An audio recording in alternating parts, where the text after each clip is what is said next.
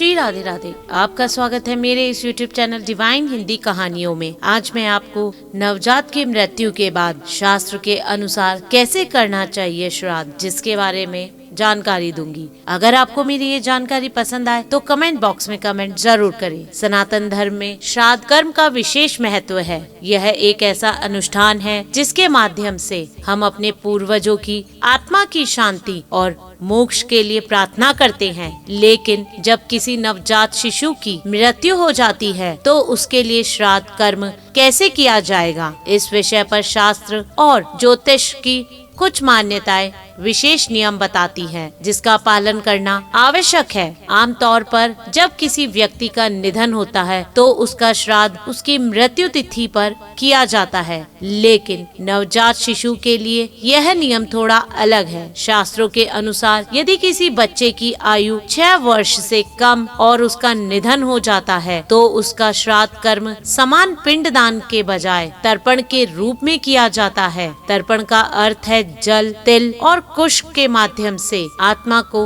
तृप्त करना। पिंडदान नहीं, केवल तर्पण। नवजात की मृत्यु के बाद उसकी आत्मा को प्रेत योनि में अटकने से बचाने के लिए तर्पण किया जाता है। माना जाता है कि तर्पण के बाद शिशु की आत्मा पितृ योनि को प्राप्त होती है और मोक्ष की ओर अग्रसर होती है। इसलिए नवजात का पिंडदान नहीं किया जाता है, क्योंकि पिंडदान उन आत्माओं के लिए होता है जो जीवन का एक लंबा अनुभव ले चुकी होती है। नवजात शिशु का तर्पण उसकी मृत्यु की तिथि पर ही किया जाना चाहिए। यह उसके प्रति सम्मान और प्रेम को व्यक्त करने का एक तरीका है और इससे उसकी आत्मा को शांति मिलती है। यदि किसी कारणवश नवजात शिशु की मृत्यु की तिथि ज्ञात न हो तो उसका तर्पण पितृपक्ष की त्रयोदशी तिथि के दिन किया जाता है। त्रयोदशी तिथि उन सभी बालक मृत्यु के लिए समर्पित है जिनकी मृत्यु की तिथि ज्ञात ना हो।